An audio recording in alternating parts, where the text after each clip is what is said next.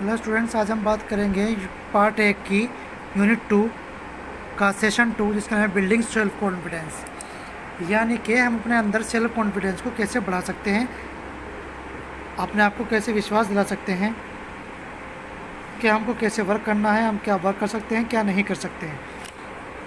तो जैसे building once on capability, यानी कि अपनी ताकत को पहचानना, उसको इस्तेमाल करना। Ready to accept any challenge, यानी कि किसी से चैलेंज को स्वीकार करना, उसको काम को आगे करना। विलिंग टू टेक रिस्क, यानी किसी काम को करते हुए जो होता है वो रिस्क लेना। ठीक है, तो अब सेल्फ कॉन्फिडेंस जो होता है हमारा, वो किन क्या क्या चीज़ें उसको अफेक्ट करती हैं देखिएगा। Factors influence of self confidence 3 है: सोशल फैक्टर, कल्चरल फैक्टर और फिजिकल फैक्टर। सबसे पहले हम बात करते हैं सोशल फैक्टर की। सोशल फैक्टर में आप देखते होंगे कि बहुत सारे फैक्टर्स ऐसे होते हैं जो हमारे सेल्फ कॉन्फिडेंस को इस्तेमाल नहीं होने देते, सेल्फ कॉन्फिडेंस को बढ़ने नहीं देते। जैसे कोई देखकर कहता है कि आप तो ऐसे हो, तुम्हारा तो काम करने आता, तुम तो करते नहीं हो, तुम तो ऐसे हो, तुम तो वैसे हो। या कोई काम हमसे गलत हो जाता है तो वो कहते हैं कि तुम तो गलत कर सकते हो, तुम्हारे से तो काम करना नहीं आता, तुम तो फालतू हो, तुम तो बेकार हो। तो ये सोसाइटी के अंदर बहुत सारे लोग होते हैं। हमारे पड़ोसी हो सकते हैं, हमारे फ्रेंड्स हो सकते हैं, रिलेटिव्स हो सकते हैं, टीनेजर्स हो सकते हैं, हमारे टीचर्स हो सकते हैं। बहुत सारी चीज़ें ऐसी हो सकती हैं जो कि हमारी गलती पर हमें बजाय इनक्रेज करने के हमें डिक्रेज करते हैं। ठीक है, तो उसको सोशल फैक्टर कहा जाता है। उसके बाद होता है कल्चरल फैक्टर। कल्चरल फैक्टर का मतलब होता है सामाजिक।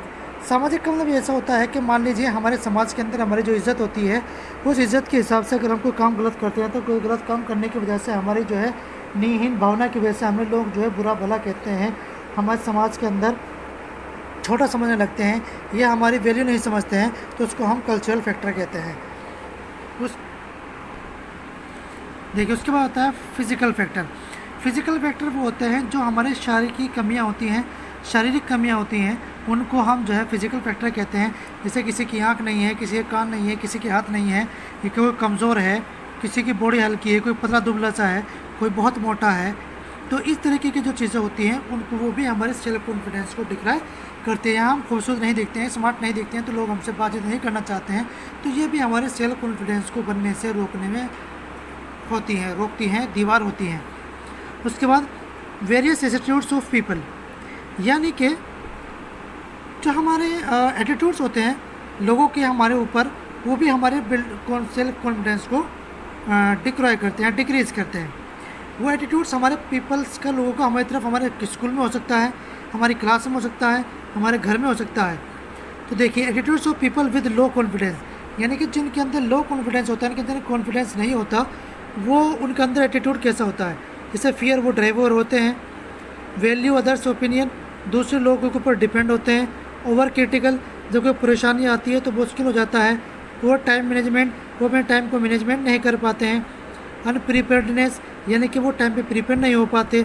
लेक ऑफ इनिशिएटिव, अपने काम को शुरू नहीं कर पाते।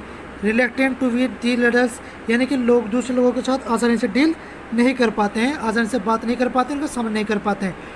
नेगेटिव आउटलुक, यानी कि उनका जो चेहरा होता है देखने में अजीब लगता है, ये लोग उनको देखकर अच्छा नहीं समझते हैं। उसके बाद होता है, देखिए, attitudes of self confidence. Self confident people, यानी कि जिनका सेल्फ कॉन्फिडेंस जो होता है वो हाई होता है। ठीक है, जैसे व्यू द वर्ल्ड, तो क्या होता है कि वो अच्छे संसार को अच्छी तरह से देखते हैं।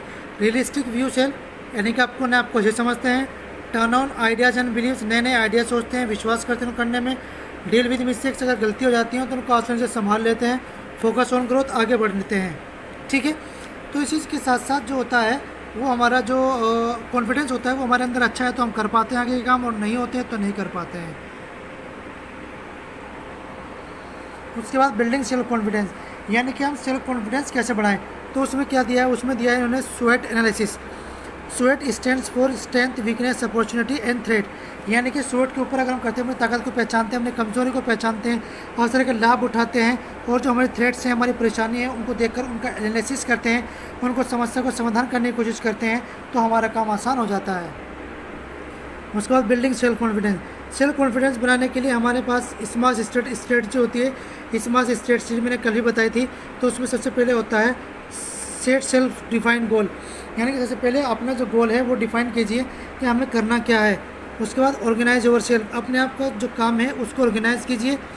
जैसे कि break goals into small task, छोटे छोटे काम में डिफाइन तोड़ दीजिए उसको। टाइम लिमिट्स का ध्यान रखिएगा, पहले क्या काम करना है, बाद में क्या काम करना है।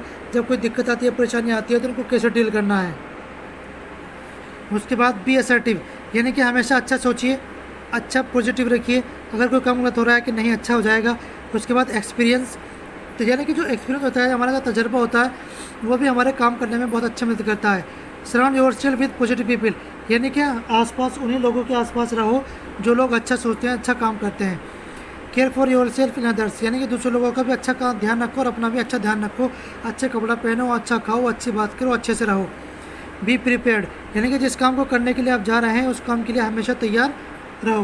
कहने का मतलब ये हुआ कि अगर सेमेस्टर में हम देखें, यानी कि पूरे रिजल्ट जो निकालने पूरे चैप्टर का, the cue gain self confidence is to recognise your strengths and success and learn from your weakness and mistakes. यानी अगर हमें सेल्फ कॉन्फिडेंस को हमें अंदर बढ़ाना है तो अपने आप को पहचानेंगे, अपनी ताकत को पहचानेंगे, अपनी गलतियों को पहचानेंगे और अपनी गलतियों को दूर करेंगे। स्टूडेंट्स, वीडियो देख लिया करें और समझ लिया करें, उसके बाद फिर क्वेश्चंस पूछा करें। Thank you.